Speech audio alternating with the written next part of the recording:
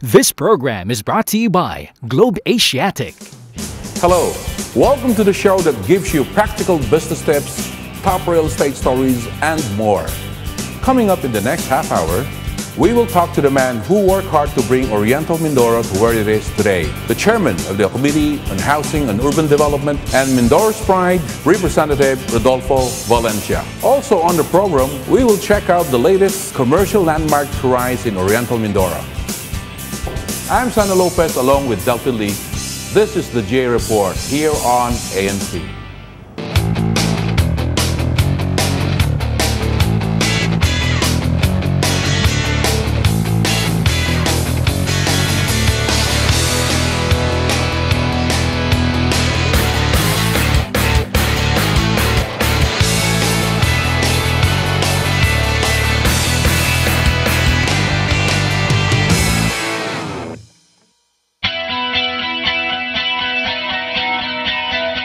Despite being Mindoro Oriental's center for commerce, its capital city of Calapan had always been known to preserve its idyllic charm. But during the past 2 decades, things started to move fast forward.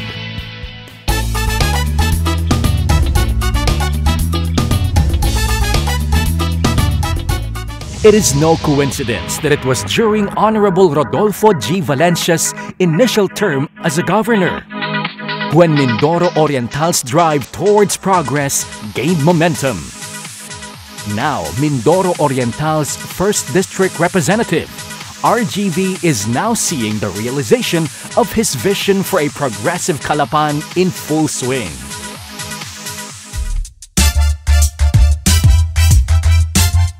RGV's uncanny mastery of urban development and human settlement is credited to the fact that his roots have firmly been planted in real estate ever since he was 16 years old. With the fusion of practical wisdom he learned from his vast experience and the technical savvy he picked up from lecture halls, both here and abroad, RGV brought his Urban Development Act to the national stage. He chaired the Congress Committee on Housing and Urban Development and ventured on what some view as the overly ambitious 1 million homes program, which ultimately aims to solve the country's shelter crisis.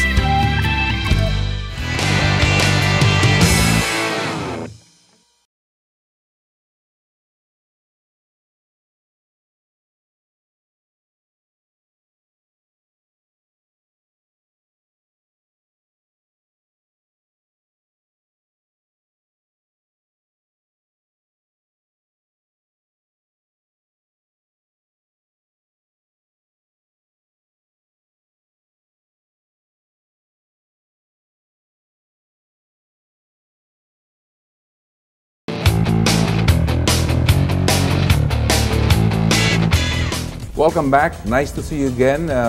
Mr. DL, how was your week? It has always been great. As always. Okay, we will introduce our special guest for today. DL, you know this guy. We actually call him the father of real estate. Let me introduce to you Rodolfo G. Valencia. Chairman on Housing and Urban Development Board. Chairman, Committee on Housing and Urban Development. And one-time TOYM awardee for human settlements. Is that correct, sir? Yes, yes. Did it help you any that before you were a politician, you were a realtor? Yes, I have been in the real estate business since I was 16 years old. Actually, that's why we call him the father of real estate.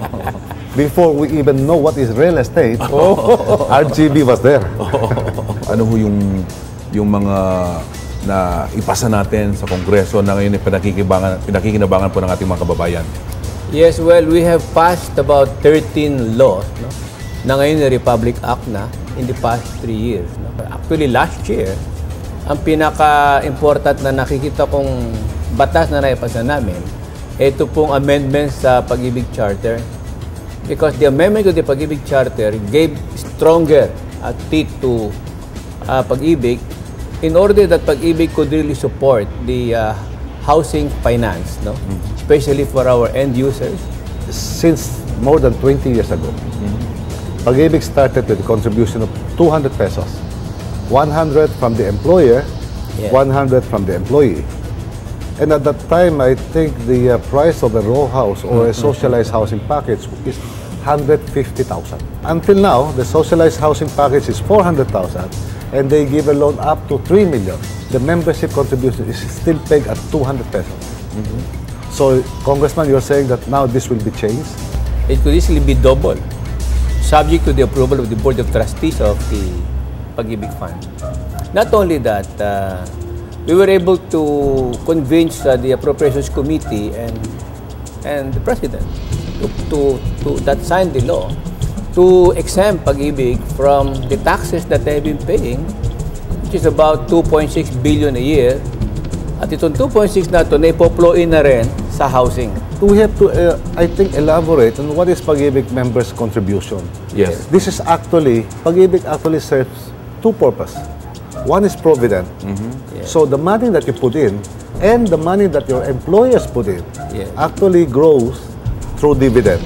Correct. And then you get it back after 20 years or 240 monthly contribution. Another function of Pag-ibig is to provide housing finance. Correct. Correct. So, Congressman, how many percent would be devoted for housing?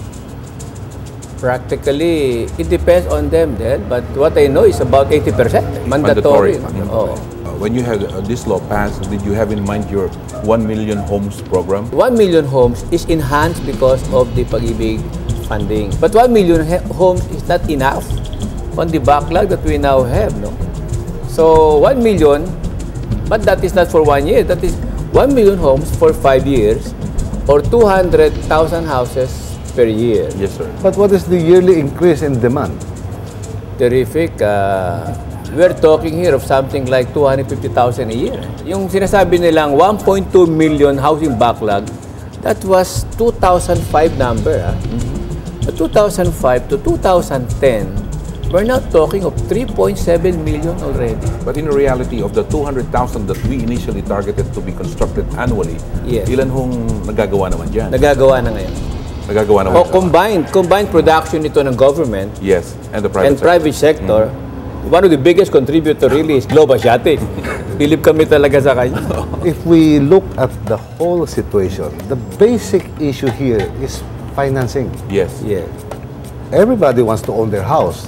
The point is, do we have the funds to finance the home buyer? In real estate, especially housing, there are 4 factors to consider. Of course, one is finance, very important yan.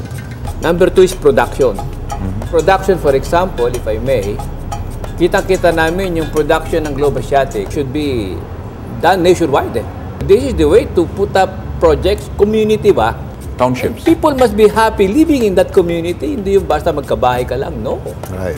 The way, that's why we appreciate the way Sibera project has been undertaken. Sabi nga ni Mr. Delfin Lidl, they feel rich when they are inside Sibera. Eh bakit daw napakaganda? Sabi ko, simple lang to. The logic is try to put up a Shangri-La mall and sell the Divisoria stuff inside.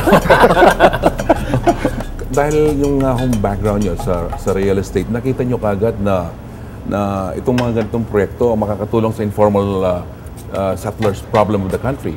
Well, iba-ibang kategorya kasi yan. No? Informal settlers may not be able to afford this. Informal We have to sector, look, yeah. meron tayong community mortgage Yes, program. yes. Informal sector, mga squatters yan sila dapat natin tulungan. No? So there is a program Yes, sir. specifically for them. Meron time, very social housing. Ang mga teachers naman, mga 300, 400,000 pesos. Ito, ang dami ngayon ito. For the first time, may pagkakataon sila na magkaroon ng bahay that they can afford to buy because 400,000 and below is only 6% interest. Yes. Pag-ibig is actually a private fund. These Okay. are money contributed by the members. Now, this catering may be for the economic bracket. When you talk about informal settlers, this is basically handled by NHA. And National Housing Authority. What we're trying now to do is to save the middle class from Yeah. sliding down by coming up with affordable package as if they're paying rental when it's actually ownership.